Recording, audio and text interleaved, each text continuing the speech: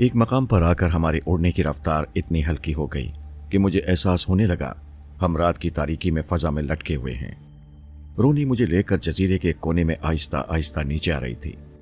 जहां हम उतरे वहां जंगली झाड़ियों से ढके हुए टीले थे। रोनी मुझे लेकर एक टीले के छोटे से गार में आ गई। उसने मुझे अपने सामने बिठाया और सरगोशी में कहने लगी, शेरवान, हम खोपड़ी वाले दरख्त से ज्यादा दूर नहीं है। हो सकता है आसिबी लड़की नतालिया के आसेब को हमारे आने की इत्तला मिल चुकी हो। अगर ऐसा हो गया तो वो फिर किसी भी लम्हे वहां नमूदार हो सकती है। मैंने बड़ी धीमी सरगोशी में कहा, मेरे पास शीश नागन की अंगूठी है।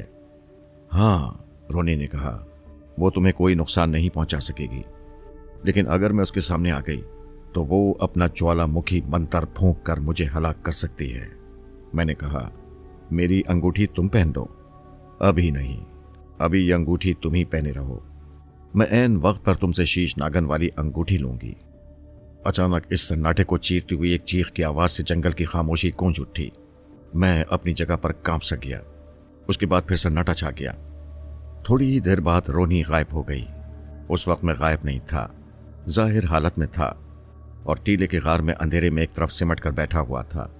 जंगल में हर तरफ अंधेरा था और सन्नाटा छाया हुआ था। अचानक इस सन्नाटे को चीरती हुई एक चीख की आवाज से जंगल की खामोशी गूंज उठी। मैं अपनी जगह पर कांप सा गया। उसके बाद फिर सन्नाटा छा गया।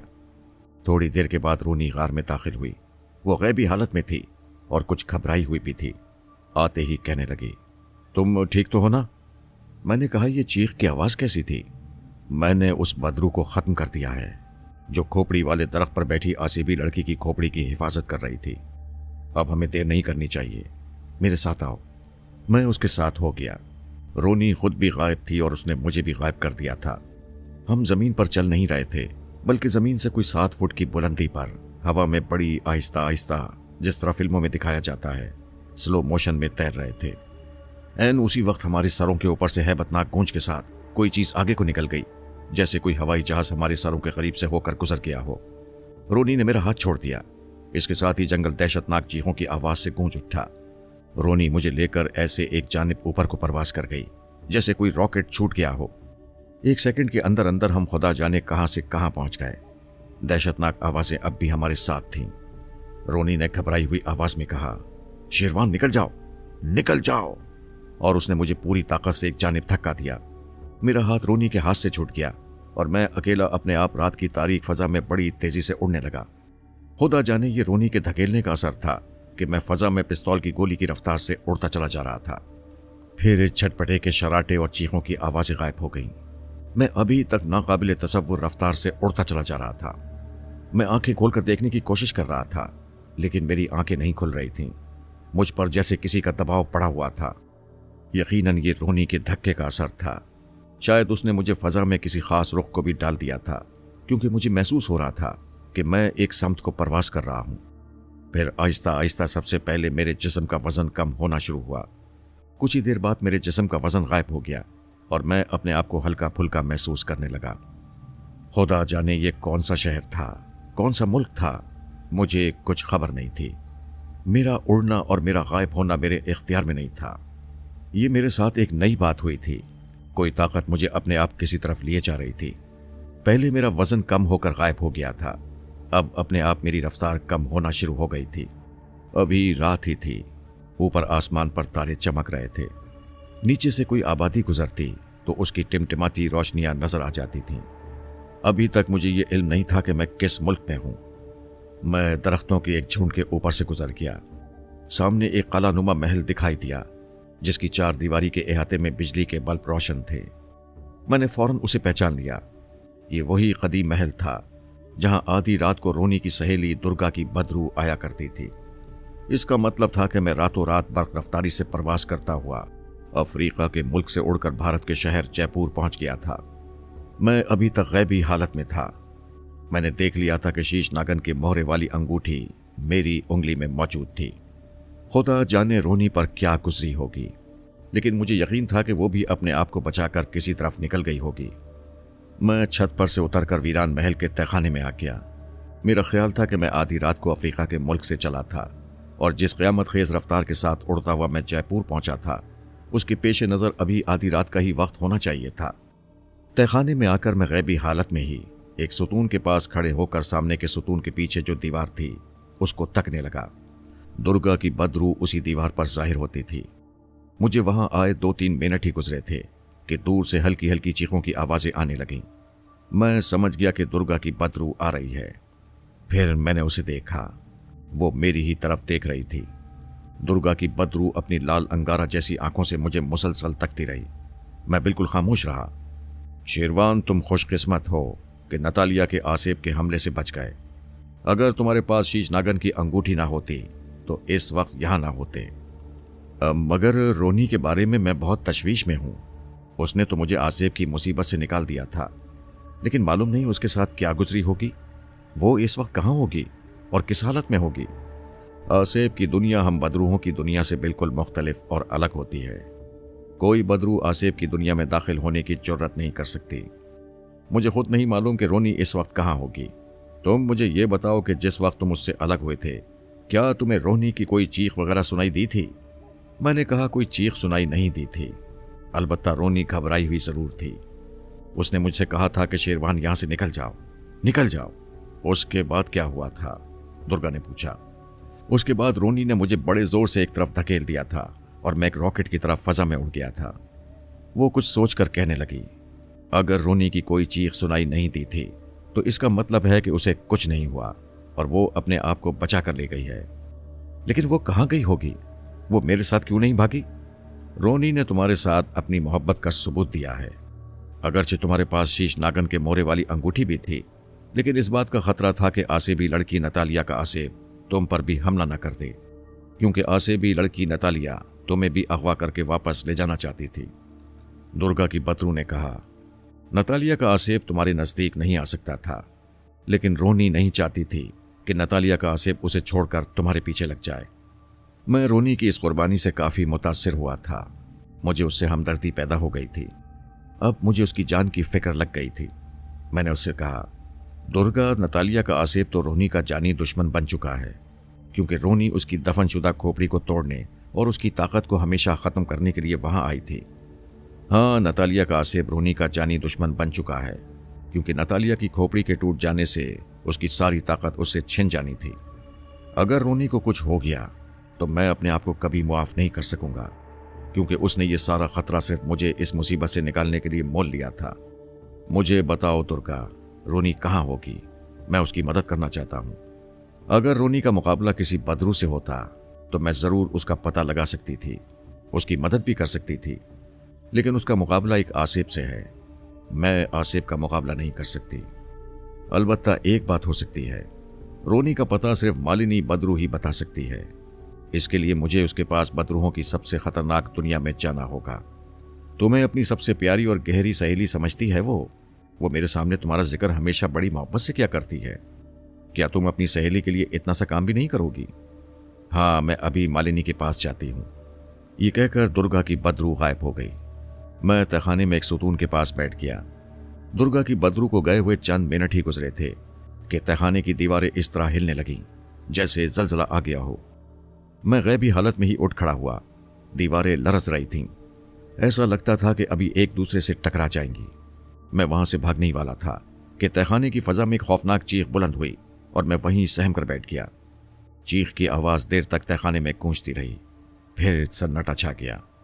अचानक मुझे गुलाब के फूलों की खुशबू आने लगी। मैं चौंक गया। ये खुशबू नतालिया के लिबास से आया करती थी।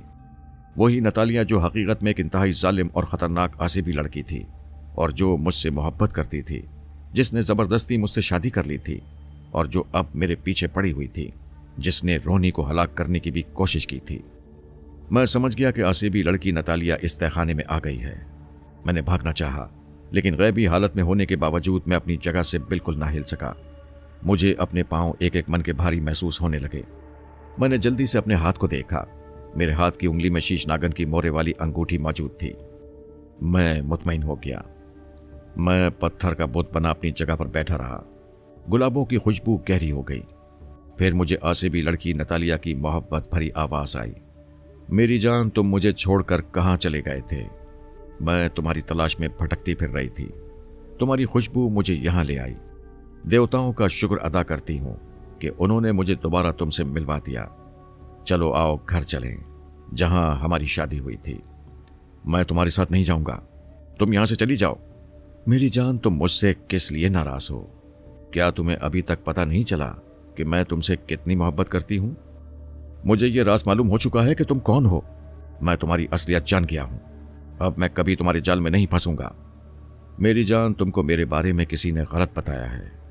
मैं तुम्हारी दासी हूं, तुम्हारी कनीज हूं, तुमसे प्यार करती हूं।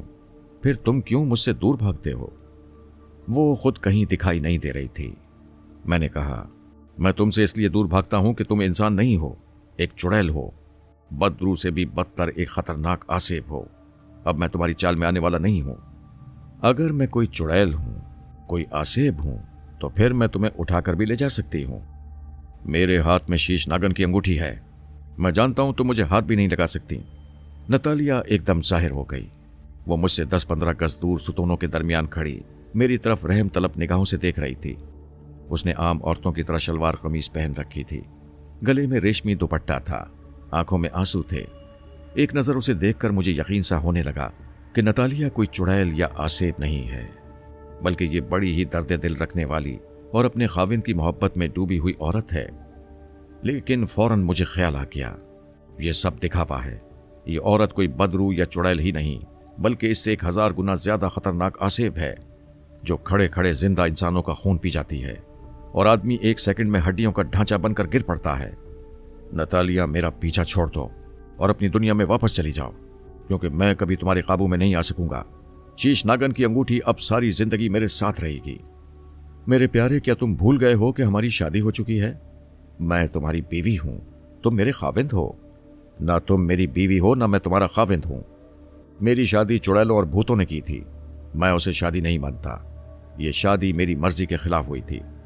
अचानक ऐसा हुआ कि जहां नतालिया खड़ी थी, वहां एक शोला भड़का और एक ऐसी चीख बुलंद हुई जिससे महल के दरो दीवार लरज उठे। मेरा दिल खौफ के मारे डूबने लगा। दूसरे लम्हे जहां नतालिया खड़ी थी, वहां एक ऐसी औरत खड़ी थी जिसकी आंखों में आग के शोले लपक रहे थे, चिंगारियां फूट रही थी, सर के बालों में सैकड़ों सांप रेंग रहे थे, कुलबुला रहे थे।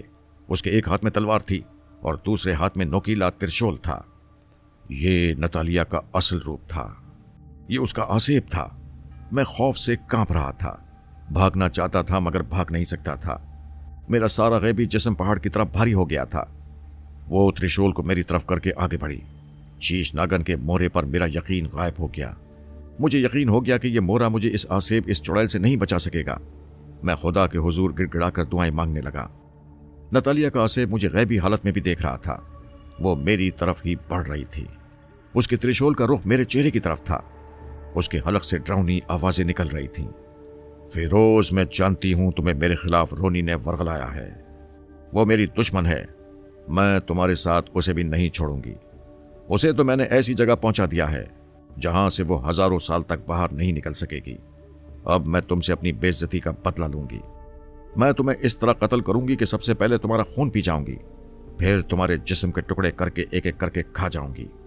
फिर जैसे दूर से उसकी आवाज आने लगी, फिरोज याद रख, मैं तेरा पीछा नहीं छोड़ूंगी। आज नहीं तो कल मैं तेरा खून पीकर रहूंगी। और फिर तहखाने में मौत की खामोशी छा गई। मैं अभी तक खौफ से लरज रहा था। आसेबी चुड़ैल के गायब होते ही मेरा जिस्म फूल की तरह हल्का हो गया। खुदा ने मुझे इस बला से महफूज कर लिया था। मैं सजदे में गिर पड़ा और खुदा का शुक्र अदा करने लगा। इतने में तहखाने के सामने वाली दीवार पर रोशनी हुई और दुर्गा बदरू का चेहरा नमूदार हुआ। उसने आते ही मुझसे कहा, मुझे यहां किसी आसेब की बू आ रही है। क्या नतालिया का आसेब यहां आया था? मैंने दुर्गा को सारा खौफनाक वाकया सुना दिया। वो कहने लगी, शेरवान शीश नागन की मोहरे वाली अंगूठी ने तुम्हें बचा लिया है। अगर यह अंगूठी तुम्हारी उंगली में ना होती तो आज तुम्हारा जिंदा बचना नामुमकिन था। मैंने अपने दिल में कहा कि यह अंगूठी तो एक बहाना था। असल में तो मुझे खुदा ने उस मनहूस बला से बचाया है। अब मुझे रोनी की फिक्र लग गई थी।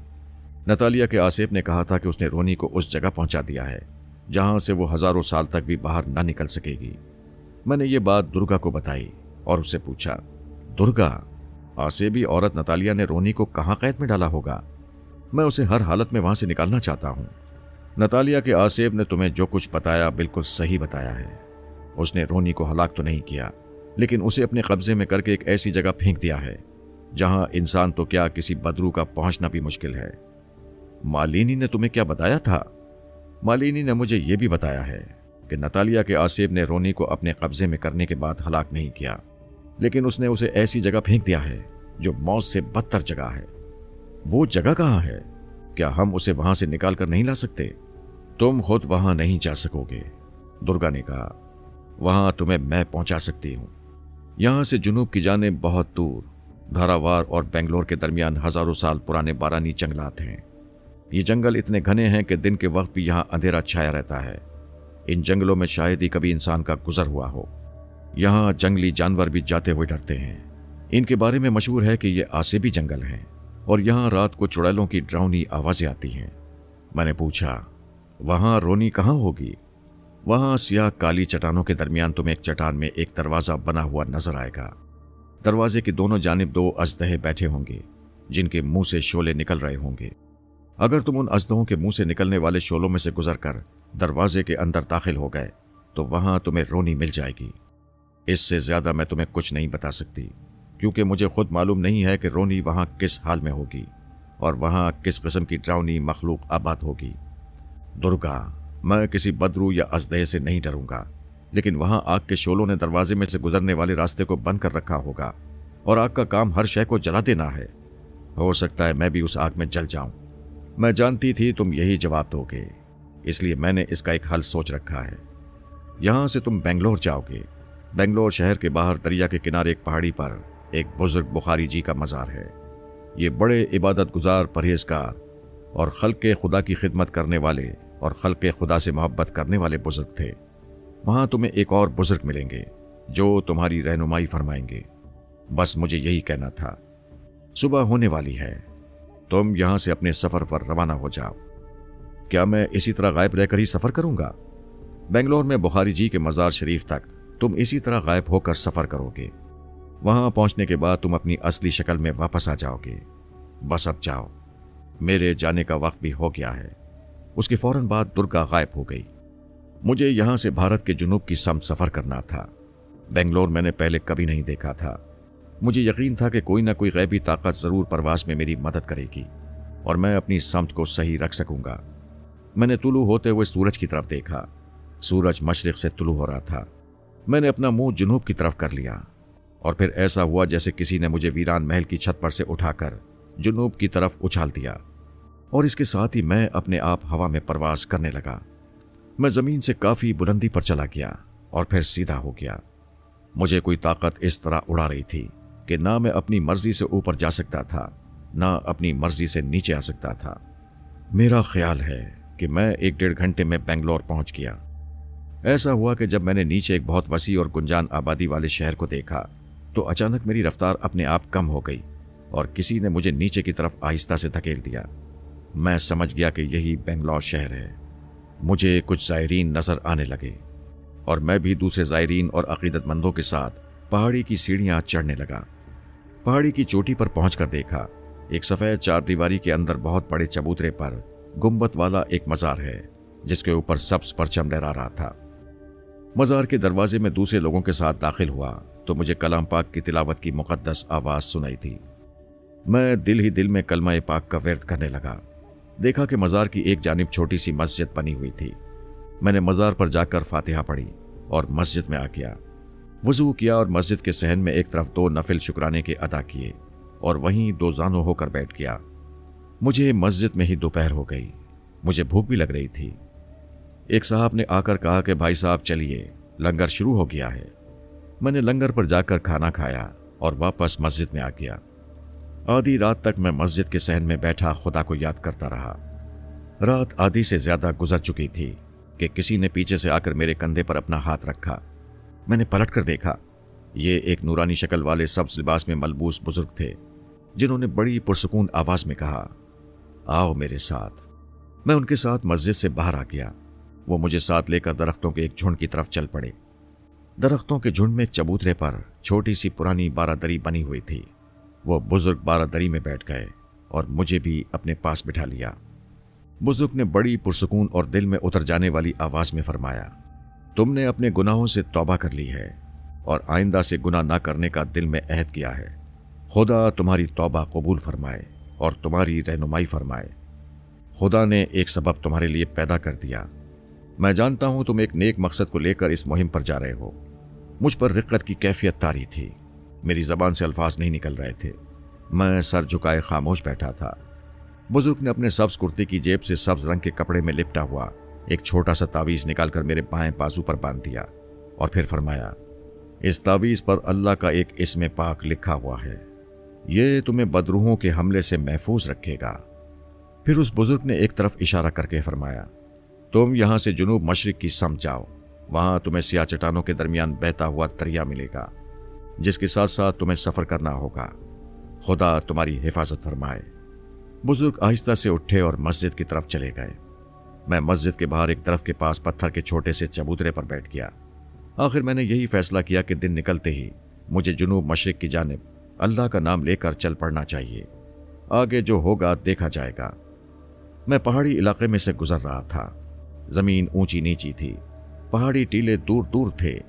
कहीं दरख्तों के झुंड शुरू हो जाते थे और कहीं खाली पथरीली जमीन आ जाती थी। मैं ऐसी जगह चल रहा था जहां जमीन की चढ़ाई थी। आहिस्ता आहिस्ता जा रहा था और सोच रहा था कि मैं जिस मुहिम पर जा रहा हूं उसमें कदम कदम पर मेरी जान को खतरा है। मैं ताकतवर होने के बावजूद कमजोर भी था। अगरचे मुझे अपने आप पर भरोसा और जबरदस्त एतमाद था, लेकिन साथ साथ ये वसवसे भी लगे हुए थे कि अगर जरा सा भी कमजोर पड़ गया या मेरा एतमाद कमजोर हो गया तो यकीनन मेरी मौत है। मुसीबत यह थी कि जिस अजाब में रोनी मुब्तला थी उसमें मैं भी गर्दन तक फंसा हुआ था। जब तक मैं नतालिया के आसेब और पुजारी रग्गू से अपनी जान नहीं छुड़ा लेता, मेरे लिए भागने का कोई रास्ता नहीं था। मेरे दिल पर दहशत का हल्का सा एहसास तारी था। जैसे जैसे मैं आगे बढ़ रहा था, दिल की धड़कनें तेज होती जा रही थीं। मैं कुछ चट्टानों में से गुजरकर एक जगह आया तो मुझे कुछ शोर सा सुनाई दिया। जैसे जैसे आगे बढ़ रहा था, शोर की आवाज बढ़ रही थी। फिर यह आवाज इतनी बढ़ गई कि सिवाय शोर के मुझे कुछ सुनाई नहीं दे रहा था। वहां मुझे एक दरिया नजर आने लगा। मैं दरिया के साथ चट्टानी पत्थरों के दरमियान रास्ता बनाता चलने लगा। मैंने आगे जाकर देखा, एक पहाड़ के सामने गार था। मैं वहीं रुक गया। मैं संभल संभल कर कदम रखता पहाड़ की ढलान की झाड़ियों के सहारे गार के दहाने के पास आ गया। फिर झांक कर अंदर देखा। अंधेरे में मुझे गार की दीवार के साथ दरिया की तेज रफ्तारी से आगे को जाती मौजों से 3 फुट की बुलंदी पर एक पगडंडी नजर आ गई। ऐसा लगता था कि जैसे ये खास तौर पर पैदल चलने वालों के लिए बनाई गई थी। मैं दीवार के साथ लगकर उस पथरीली पगडंडी पर चल पड़ा। मैं एक एक कदम करके चल रहा था। गार की दीवार और छत कम से कम 4-5 हाथ ऊंची थी, मगर गार में बहुत ही अंधेरा था और दरिया का हैबतनाक शोर गूंज पैदा कर रहा था। दरिया दाएं जानिब मुड़ गया था। आसमान सिया बादलों में छुपा हुआ था। फिर मेरे सामने दरख्त शुरू हो गए। मुझे इसी जंगल में से गुजरने के लिए कहा गया था। मैं जंगल में दाखिल हो गया। मैंने अपनी शिकारी जिंदगी में बर्र सगीर के कई जंगल देखे थे, लेकिन ऐसा जंगल मैंने कहीं नहीं देखा था। कोई दरख्त ऐसा नहीं था जिसके तने पर कांटेदार बेलें ऊपर तक ना चढ़ी हुई हों। उस वक्त मुझे महसूस हुआ कि मैं बदरूहों और आसेब की दुनिया में दाखिल हो चुका हूं। जंगल आगे जाकर ज्यादा घना और ज्यादा तारीक होता गया। फिर उसका अंधेरा छटने लगा और फीकी फीकी जर्द और बीमार रोशनी हो गई।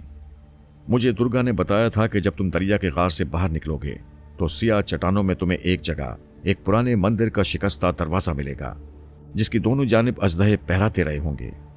रोनी तुम्हें उस दरवाजे में दाखिल होने के बाद किसी जगह मिलेगी। अब मुझे उस शिकस्ता मंदिर के दरवाजे की तलाश थी। अचानक मुझे किसी के सांस लेने की आवाज आई जो बिल्कुल करीब से आ रही थी। मैं आहिस्ता आहिस्ता चलकर एक चट्टान की दीवार के पास आकर रुक गया। कान लगाकर सुनने लगा। सांस लेने की आवाज चट्टान के पीछे से आ रही थी। मुझे याद आ गया कि दुर्गा ने कहा था कि जहां दरिया चट्टानों में से निकलकर पहाड़ के गारों में गिरता है, वहां गार पर एक अजदहा का मुंह बना हुआ होगा, जिसके नोकीले दांत बाहर को निकले हुए होंगे। शायद वो भूल गई थी, क्योंकि अजदहा का मुंह पहाड़ी गार के दहाने पर नहीं बना हुआ था। ये मौत के मुंह में जाने वाली बात थी, मगर मुझे उसके अंदर हर हालत में जाना ही था।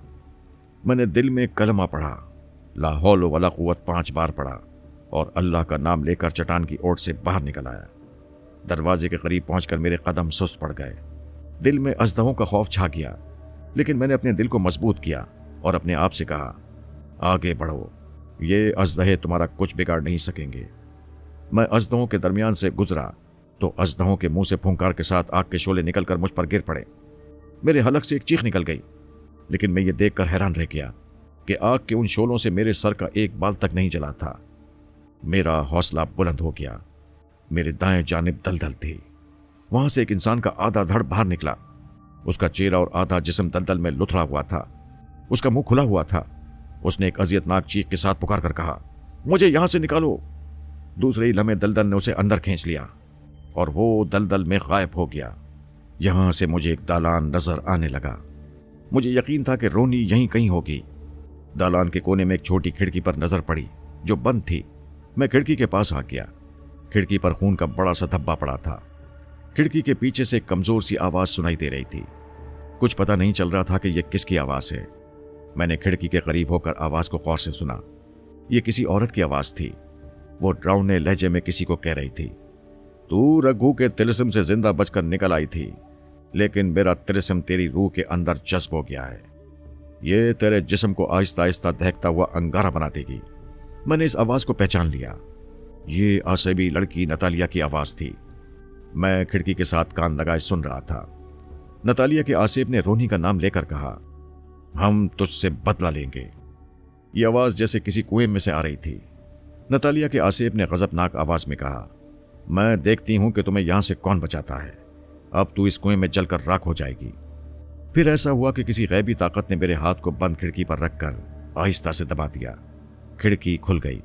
मैं डर कर पीछे हटने लगा। मेरा जिस्म पीछे हटने के बजाय अपने आप खिड़की की तरफ बढ़ा और मुझे खुद भी नहीं मालूम कि मैं कैसे खिड़की में से गुजर गया। मैं एक नीम रोशन बहुत बड़े गार में था जिसकी छत से जाले लटक रहे थे और एक इंसानी साया गार के वस्त में गोल चबूतरे के पास खड़ा नीचे देख रहा था। नतालिया का आसेब टिकटिकी बांधे गर्दन नीचे किए कुएं में देख रहा था। उसने गुस्सीली आवाज में कहा, रोनी, तू मेरी ताकत को नहीं जानती। मैंने तुम्हारे जिस्म में जो आसेबी तिलिस्म दाखिल किया है वो तेरा कातिल है, तेरी मौत है, एक ऐसी मौत जो तुझे मरने के बाद भी मारती रहेगी। नतालिया के आसेब ने एक भयानक कहका लगाया और पीछे हट गई। फिर वो गायब हो गई। उसके गायब होने के 1 मिनट तक मैं अपनी जगह पर बुत बना खड़ा रहा। मैं तसल्ली कर लेना चाहता था कि वो वहां से दफा हो चुकी है। 1 मिनट तवक्कुफ के बाद मैं तेजी से कुएं की मुंडेर पर आ गया और नीचे झांक कर कहा, रोनी, घबराओ नहीं, मैं तुम्हारी मदद के लिए आ गया हूं। मेरी आवाज ने जैसे रोनी की मुर्दा रूह में जिंदगी की भरपूर ताकत भर दी। उसने फौरन अपनी नॉर्मल आवाज में कहा, शेरवान, मैं जानती थी कि तुम मेरी मदद को जरूर आओगे, लेकिन तुम मुझे दिखाई नहीं दे रहे। हाँ, मैं गायब हूं। खुदा के लिए कुछ देर के लिए किसी जगह छुप जाओ। नतालिया का आसेब अभी यहीं होगा। वो दफा हो गई है। मैंने खुद उसे गायब होते देखा है। क्या उसने तुम्हें नहीं देखा? नहीं, मैं उसे नजर नहीं आया था। तुम कैसे गायब हो गए थे? मुझे खुद मालूम नहीं। मैं खिड़की में से जैसे ही अंदर आया गायब हो गया। रोनी, तुम कुएं से कैसे बाहर आओगी? मैंने पूछा। मेरी बात गौर से सुनो शेरवान। कुएं की मुंडेर के करीब दीवार के पास एक मिट्टी का मटका पड़ा है। उसके अंदर एक खोपड़ी है। उस खोपड़ी को मटके से बाहर निकालो और उस पर 5 बार अल्लाह का नाम पढ़कर फूंक मारो, सब ठीक हो जाएगा। मैंने ऐसा ही किया।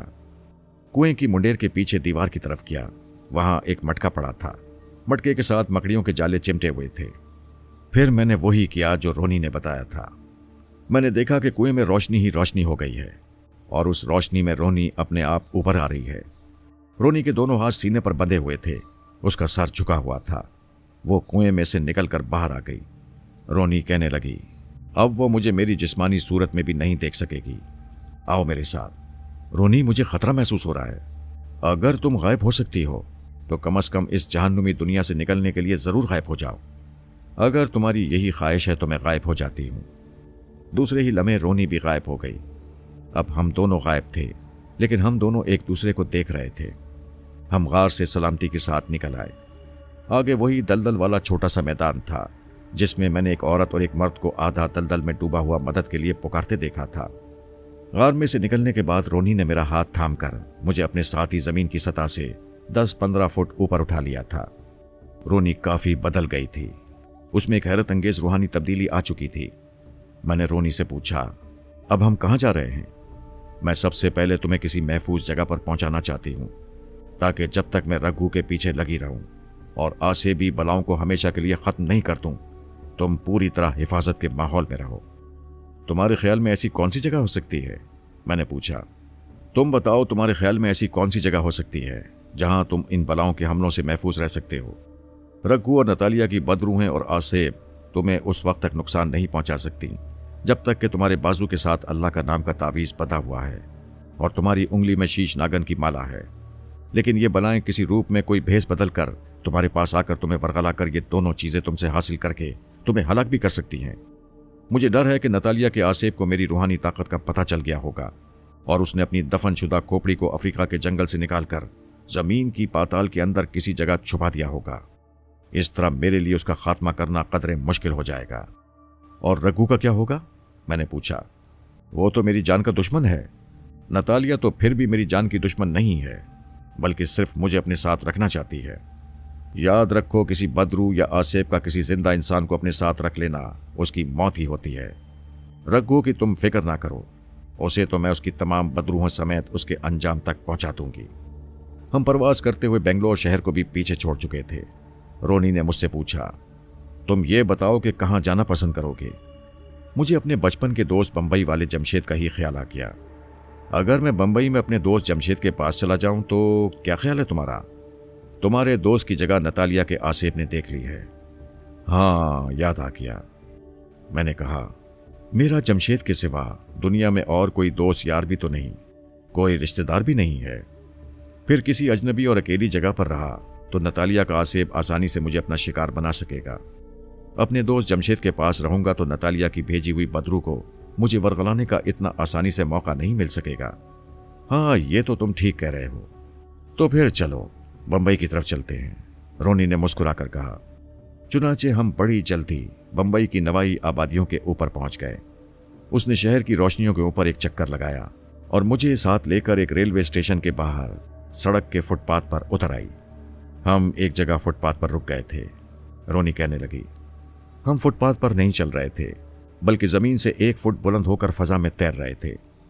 मेरे दोस्त जमशेद का ऑटो स्टोर गैराज अब हमारे सामने था। जमशेद मुझे बाहर नजर ना आया। रोनी ने कहा, अपने दोस्त को ना बताना कि मैं भी तुम्हारे साथ हूं। ठीक है।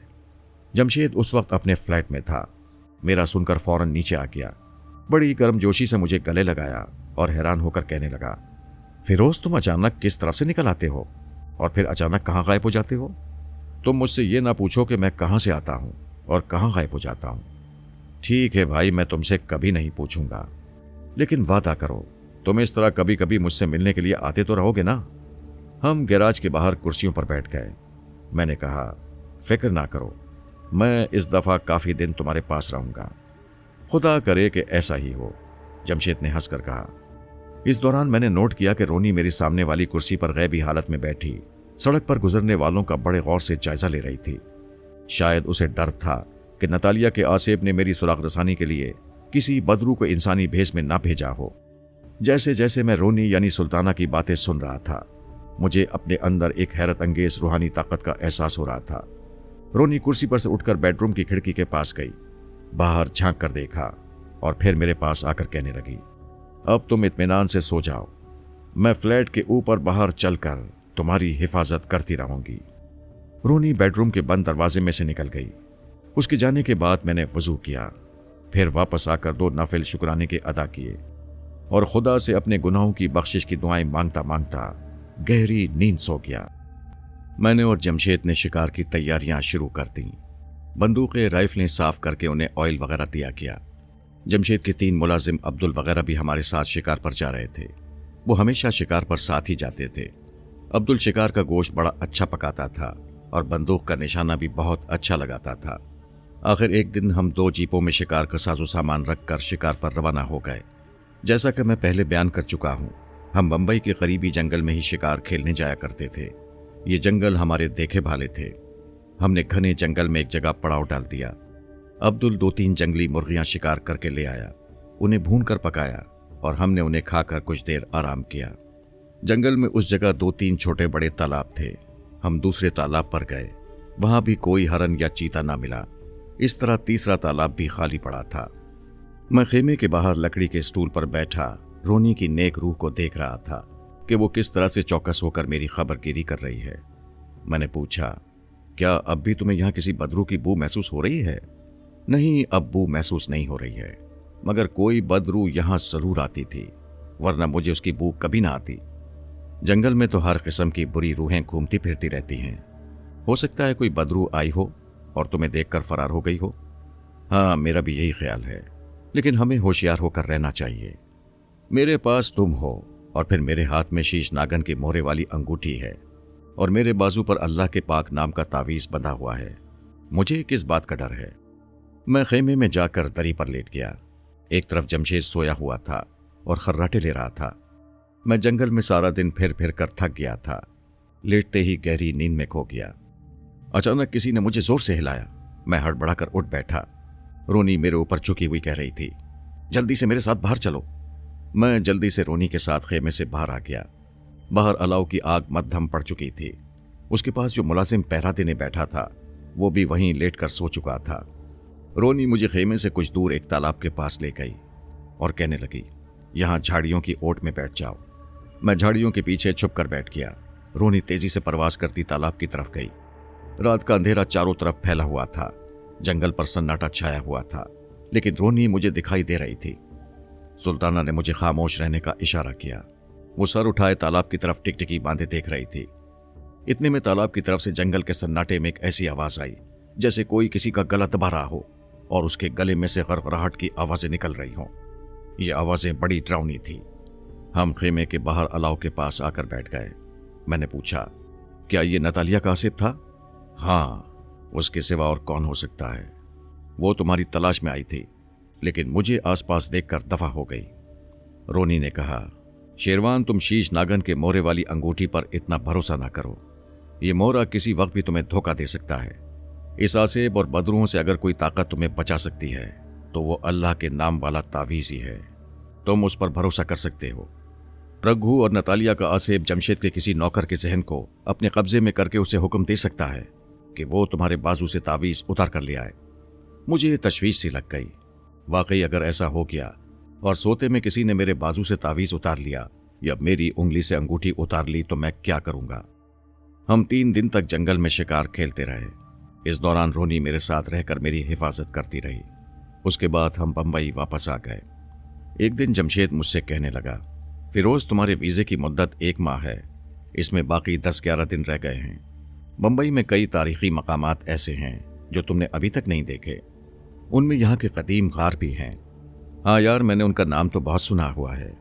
उन गारों में क्या है?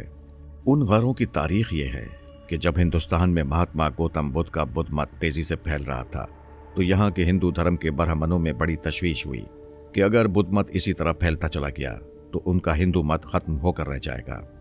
चलो, मैं भी तुम्हारे साथ गारों की सैर करने चलता हूँ। मैं नहा धोकर तैयार हो गया। जमशेद भी मुंह हाथ धोकर आ गया था। हम चाय मंगवाकर पीने लगे। मैंने जमशेद से पूछा, ये गार यहाँ से कितनी दूर किस जंगल में है? ये जंगल में नहीं बल्कि समंदर में है। क्या मतलब? मैंने पूछा। जिन पहाड़ों के अंदर ये गार हैं वो पहाड़ियां बंबई के साहिल से कुछ फासले पर समंदर में वाक़ हैं। वहां तक स्टीमर चलते रहते हैं। दूसरे मुल्कों के सयाह दूर दूर से ये अजीब व गरीब गार देखने आते हैं। ये तारीखी गार थे जो पहाड़ियों के अंदर एक दूसरे से मिले हुए थे। एक जगह से हमने टिकट लिए और फिर गार में दाखिल हो गए। ये गार वाकई बड़े पुरस्कार थे। उनकी छतें बहुत ऊंची थीं और दीवारों को खोदकर कहीं पत्थरों में मूर्तियां तराशी हुई थीं और कहीं राजा को दरबार लगाए दिखाया गया था। हमने घूम फिर कर 3-4 गार देखे, फिर जरा सांस लेने के लिए एक जगह बैठ गए। इतने में एक गाइड औरत जिसने गाइड की वर्दी पहनी हुई थी हमारे पास आई, हमें नमस्ते किया और कहने लगी, आपने अभी तक शायद मथराउली गार नहीं देखा। अगर आपने वो गार नहीं देखा तो यकीन करें आपने कुछ नहीं देखा। उस गार को देखने दुनिया भर के सयाह आते हैं और गार की तस्वीरें उतार कर ले जाते हैं। हमने कहा, चलो ठीक है, हम चलते हैं। मथराउली का गार दूसरे गारों की निस्बत ज्यादा कुशादा नहीं था, बल्कि तंग गली की तरह था। छतें भी ज्यादा ऊंची नहीं थीं। कहीं कहीं धीमी रोशनी से बिजली के बल्ब चल रहे थे। गार की फजा में मुझे घुटन सी महसूस हो रही थी। मैं मजबूरन जमशेद के साथ चलता रहा। गाइड औरत एक तस्वीर के पास जाकर रुक गई। उस तस्वीर में एक डांस करने वाली नर्तकी या देवदासी एक सांप को अपने जिस्म के साथ लपेटे रक्स के पोज में दिखाई गई थी। दोनों जानिब अजीब ब्राउनी शक्ल वाले लोग जमीन पर चौकड़ियां मारे बैठे हुए थे। गाइड औरत ने कहा, यह मिथराउली नर्तकी है। कहते हैं कि यह राजा के दरबार में सांप का रक्स किया करती थी। जब ये रक्स करती थी तो जमीन के नीचे पाताल से राक्षस इसका रक्स देखने आ जाते थे। इस तस्वीर में आपको दोनों जानिब जो ड्राउनी शक्ल वाले बुत नजर आ रहे हैं, ये पाताल के राक्षस हैं। जमशेद ने पूछा, ये औरत जिसका नाम तुमने मिथराउली बताया है, सांप जिस्म के गिर्द लिपेट कर क्यों रक्स कर रही है? मिथराउली नर्तकी के बारे में पुरानी किताबों में लिखा है कि वो आग के देवताओं से ब्याही हुई थी, लेकिन राक्षसों से बहुत डरती थी और उनको अपना रक्स दिखाने जरूर उनके पास पाताल में जाया करती थी। मैं उस गाइड की बातें सुनते सुनते तंग आ गया था। मैंने झुंझला कर कहा, तुम ये कथा कहानी ले बैठी हो, हमें इन बातों से कोई दिलचस्पी नहीं है। चलो जमशेद, वापस चलो। हम उन गारों से बाहर निकल आए। मेरा ख्याल है कि इस औरत ने महज ड्रामाबाजी की। हम स्टीमर में बैठकर गेटवे इंडिया वापस आ गए। यहां से हमने एक टैक्सी पकड़ी और अपने फ्लैट में आ गए। हमने खाना खाया और उसके बाद मैं आंखें बंद करके सोने की कोशिश करने लगा। अभी मैं बेदारी और नींद की दरमियानी हालत में ही था कि अचानक मुझे रोनी के जिस्म से आने वाली खुशबू का एहसास हुआ। इसके साथ ही टेबल लैंप अपने आप रोशन हो गया। मैंने जल्दी से आंखें खोल दी। मेरे सामने रोनी खड़ी थी। मैं उठकर बैठ गया। सुल्ताना, अच्छा हुआ तुम आ गई। इस वक्त मुझे तुम्हारी ही जरूरत थी। रोनी के चेहरे पर एक पुरस्कार सा तबस्सुम था। वो मेरे सामने सोफे पर बैठ गई और मुझे टिकटिकी बांधे देखने लगी। नतालिया और रघु हमारे खिलाफ क्या साजिशें कर रहे हैं? वक्त आने पर मैं तुम्हें खबरदार कर दूंगी, बल्कि मैं खुद तुम्हारी हिफाजत के लिए तुम्हारे पास आ जाऊंगी। अभी मैं तुम्हें सिर्फ यही कहूंगी कि मुझे और खास तौर पर तुम्हें अपने कब्जे में करने के लिए बड़ा खतरनाक जाल बिछाने की तैयारियां कर रहे हैं। सुल्ताना, कहीं ऐसा ना हो कि वो अपनी खतरनाक साजिशों में कामयाब हो जाएं। जब तक मैं तुम्हारे साथ हूं तुम्हें कुछ नहीं होने दूंगी। मैं ऐन वक्त पर तुम्हें आने वाली मुसीबत से दूर ले जाऊंगी। बस तुम मेरी हिदायत पर अमल करते रहना। हाँ, वो तो मैं करता रहूंगा, मैंने उसकी तसल्ली करते हुए कहा। अच्छा, अब तुम आराम से सो जाओ, मैं फिर आऊंगी। लेकिन मुझे तो नींद बिल्कुल नहीं आ रही।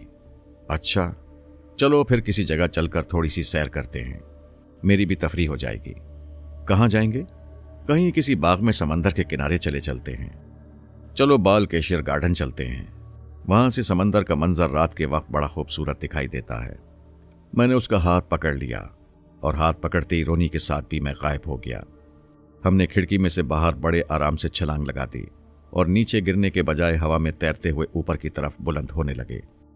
एक खास बुलंदी पर पहुंचकर रोनी मुझे अपने साथ लेकर बालकेश्वर गार्डन्स की समत परवास करने लगी।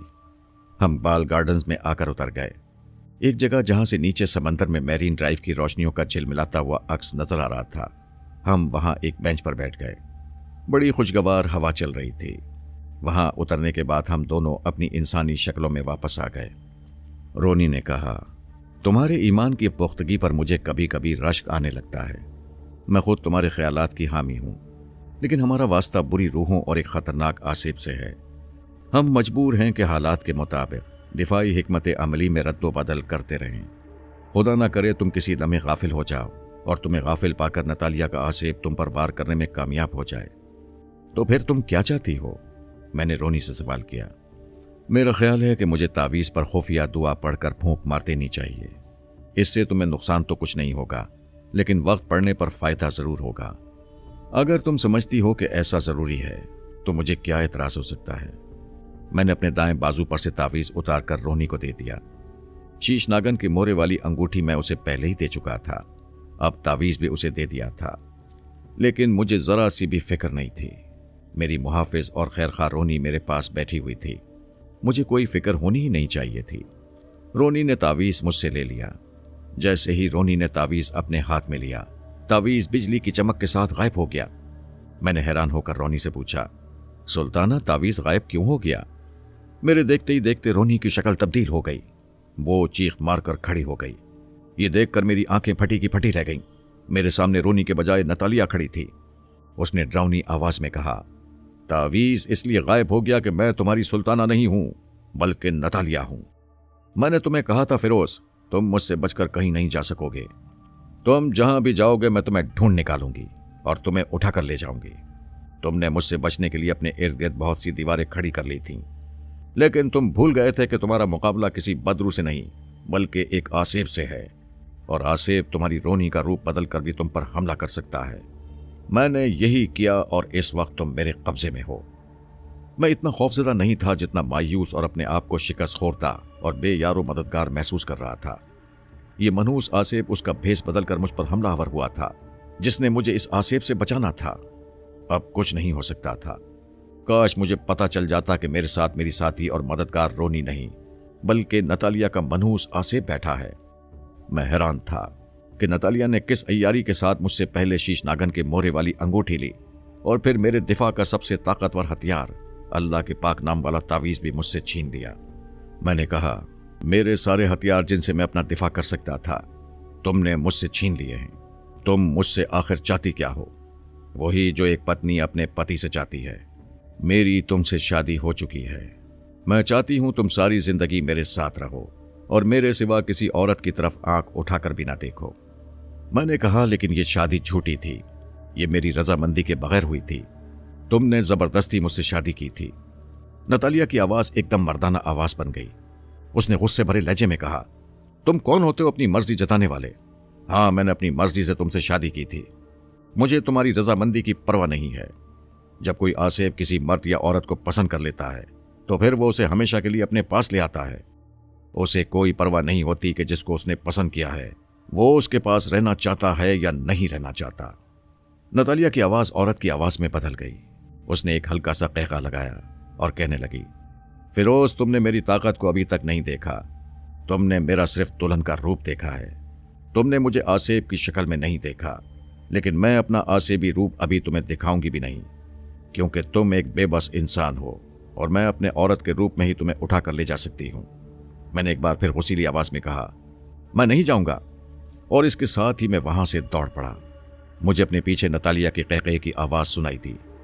रात का वक्त था, गार्डन खाली पड़ा था। यह बाग, जैसा कि मैं पहले बयान कर चुका हूं, पहाड़ी के ऊपर वाक़ है। मैं ढलान पर दरख्तों के नीचे झाड़ियों को फलांगता जितनी तेजी से भाग सकता था भाग रहा था। मेरा ख्याल था कि मैं नतालिया के आसेब से दूर निकल आया हूं, लेकिन यह मेरा ख्याल खाम था। दौड़ते दौड़ते अचानक मेरे पांव भारी होना शुरू हो गए। फिर मेरी टांगें भी बोझल होना शुरू हो गईं। मेरी रफ्तार अपने आप आहिस्ता हो गई। नतालिया ने बिलाखिर मुझे बाजू से पकड़ लिया। जैसे ही उसका हाथ मेरे बाजू को छुआ, मेरा जिस्म सुन्न हो गया। फिर मुझे कोई होश न रहा कि मैं कहाँ हूं। जब होश आया तो मैंने देखा कि मैं एक पलंग पर लेटा हुआ हूं। यह पत्थर की दीवारों वाला कोई कमरा था, जिसकी छत के साथ जलती मोमबत्तियों वाला फानूस रोशन था। सामने दीवार पर किसी इंसान की खोपड़ी लगी हुई थी। मैं पलंग पर उठकर बैठ गया। कमरे का एक बार फिर जायजा लिया। बड़ा पुरस्कार माहौल था। खामोशी इतनी थी कि मुझे अपनी सांस की आवाज साफ सुनाई दे रही थी। मैं यही सोच रहा था कि जिस मुसीबत से मैं बचता फिरता था वो मुझ पर मुसल्लत हो गई है। इतने में सामने वाली दीवार में फीकी सी रोशनी हुई और मैंने नतालिया को दीवार में से निकलकर अपनी तरफ आते देखा। वो पलंग पर मेरे पास आकर बैठ गई। फिर मेरी तरफ देखकर मुस्कुराने लगी। मुझे उसकी मुस्कुराहट किसी चुड़ैल की मुस्कुराहट मालूम हो रही थी। मैंने नफरत भरे लहजे में कहा, नतालिया, तुमने मुझे कैद तो कर लिया है, लेकिन याद रखो, मैं यहां से एक न एक दिन फरार होने में जरूर कामयाब हो जाऊंगा। उसने मुस्कुराते हुए कहा, पहली बात तो यह है कि तुम यहां से भाग जाने का ख्याल दिल से निकाल दो। तुम कुछ भी कर लो, मेरी कैद से आजाद ना हो सकोगे। तुम्हारी रोनी भी अगर चाहेगी तो तुम्हारी मदद को नहीं पहुंच सकेगी। अब तो वो बदरू भी नहीं रही, अब तो उसके पाप छड़ गए हैं और वो एक नेक आत्मा बन गई है। और अच्छी रूहें, नेक आत्माएं बदरूहों और आसेबों की दुनिया में कभी दाखिल नहीं होती। वो चाहें भी तो ऐसा नहीं कर सकती। लेकिन मेरा खुदा तो मेरे साथ है, वो जरूर मुझे इस अजाब से निकाल देगा। नतालिया की मुस्कुराहट एकदम गायब हो गई। उसने तल्ख लहजे में कहा, क्या तुमने रोनी के साथ मिलकर मेरी खोपड़ी को जमीन के अंदर से निकालकर उसे टुकड़े टुकड़े करके मुझे कत्ल करने की कोशिश नहीं की थी? उस वक्त तुम मुझसे बच गए थे, इसलिए कि तुम्हारे हाथ में शीश नागन के मोहरे वाली अंगूठी थी और तुम्हारे बाजू पर वो तावीज बंधा हुआ था जिसने तुम्हें बचा लिया। मगर अब तुम्हारे पास उन दोनों चीजों में से एक भी नहीं है। अब तुम मेरे रहमो करम पर हो। यह तुम्हारी खुशकिस्मती है कि मैं तुम्हें पसंद करती हूं। अगर तुम्हें पसंद ना करती होती तो इस वक्त मैं तुम्हारा खून पीकर तुम्हारे जिस्म के टुकड़े करके खा जाती। हकीकत यह थी कि मैं डर गया था। एक तो नतालिया की आवाज़ बदलकर मर्दाना आसिफ की आवाज़ हो गई थी, दूसरे उस आवाज़ में बड़ी दहशत थी। उसने मुझे मेरा खून पी जाने और मेरे जिस्म के टुकड़े करके खा जाने की धमकी भी दी थी, और वो बड़ी आसानी से ऐसा कर भी सकती थी। मैंने फैसला कर लिया कि नतालिया के साथ मुझे मोहब्बत प्यार से ही रहना चाहिए, ताकि मोहब्बत प्यार से ही ये सुराख लगा सकूं कि यहां से फरार होने की क्या सबील हो सकती है। पहले भी मैंने इसी हिकमत अमली पर अमल किया था और इंडिया से उसे हनीमून मनाने के बहाने पाकिस्तान के शहर रावलपिंडी ले गया था और फिर वहां से फरार हो गया था।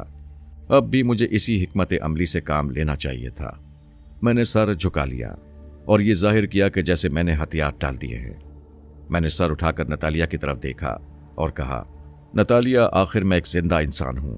किसी ऐसी औरत के साथ जिंदगी कैसे गुजार सकता हूं जिसके साथ मुझे मोहब्बत ना हो? मेरा तीर ठीक निशाने पर जाकर लगा था। उसकी आवाज भी औरत की आवाज में तब्दील हो गई। फिरोज, तुम मुझसे मोहब्बत क्यों नहीं करते? क्या मैं खूबसूरत नहीं हूं? क्या मैं तुमसे मोहब्बत नहीं करती?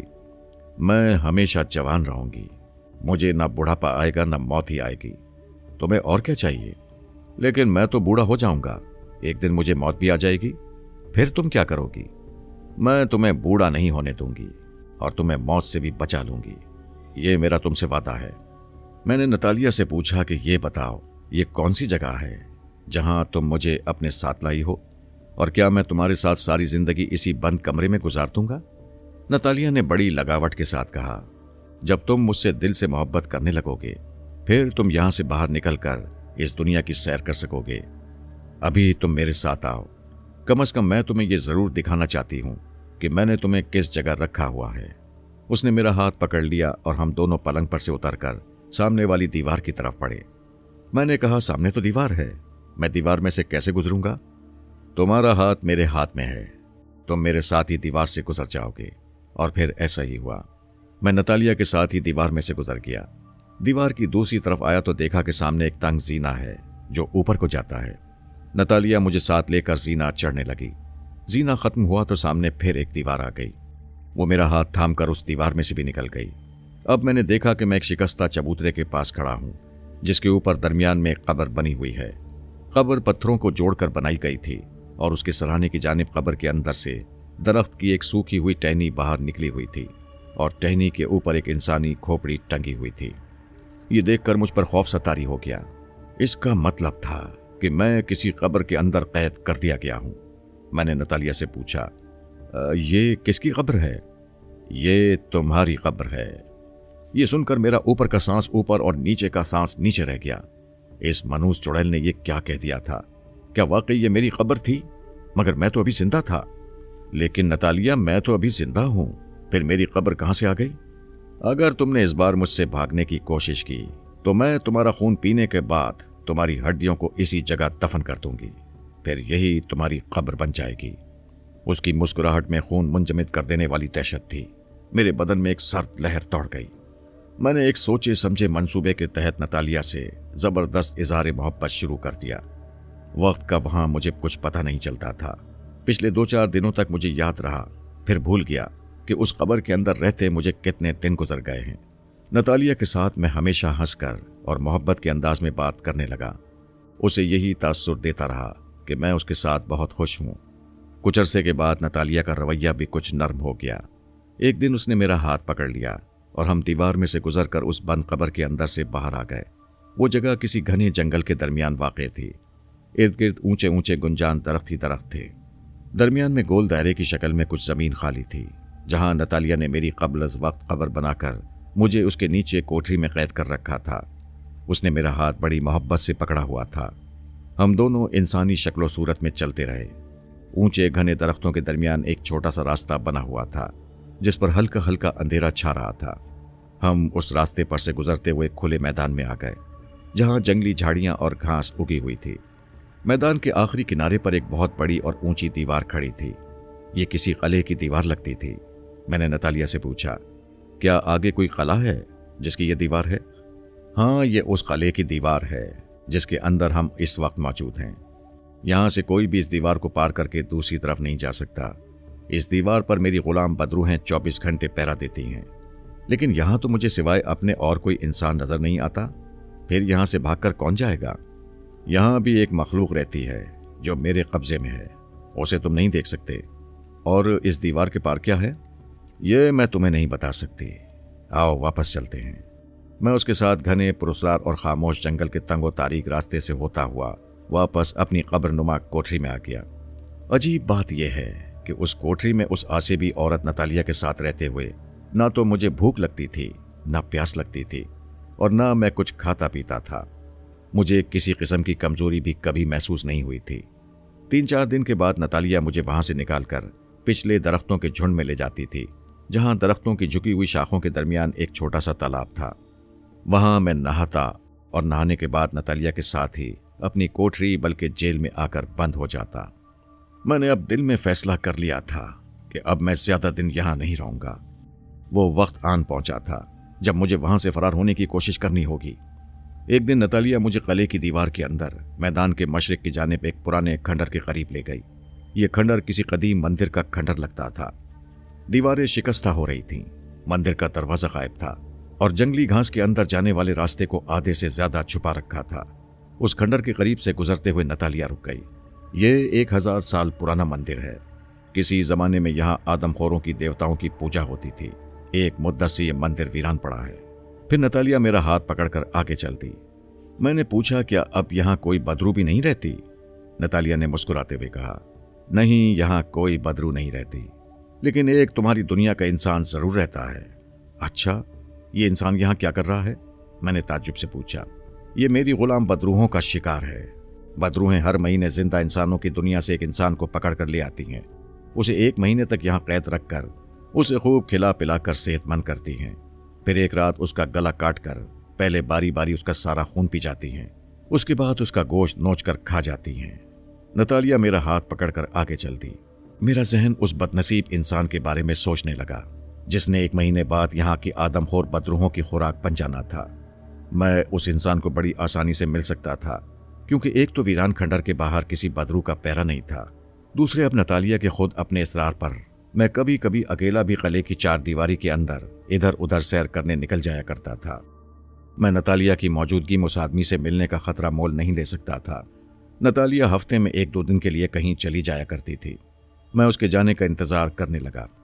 आखिर मुझे मौका मिल ही गया। नतालिया कहने लगी, मैं अपने कबीले के सरदार से मिलने जा रही हूँ, शायद मुझे 2 दिन लग जाए। तुम्हारा बाहर चलने फिरने को दिल चाहे तो यहाँ से ज्यादा दूर ना जाना। नतालिया, तुम्हारे बगैर तो मेरा बाहर टहलने को भी जी नहीं करता। हाँ, लेकिन फिर भी टहल लिया करना। मैं ज्यादा से ज्यादा 2 दिनों के बाद आ जाऊंगी। नतालिया चली गई। वो जिस वक्त गई शाम हो रही थी। मैं रात का अंधेरा हो जाने का इंतजार करने लगा। जब रात हो गई तो मैं अपनी कब्रनुमा कोठरी से बाहर निकल आया। खंडर में जो वीरान कोठरी थी उस पर गहरी खामोशी और अंधेरा छाया हुआ था। मैं दबे पांव चलता घास को एक तरफ हटाते हुए कोठरी में दाखिल हो गया।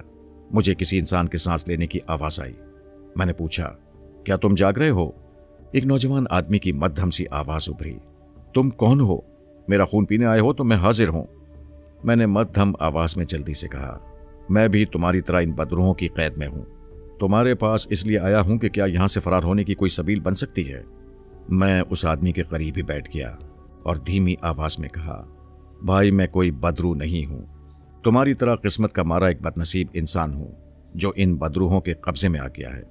वो कहने लगा, अगर तुम मेरा साथ दो तो हम यहां से निकल सकते हैं। हाँ, मैं तुम्हारे साथ हूं। ये बताओ कि ये बदरूहें तुम्हें कहां से पकड़ कर ले आई हैं? मेरा नाम शकाला है।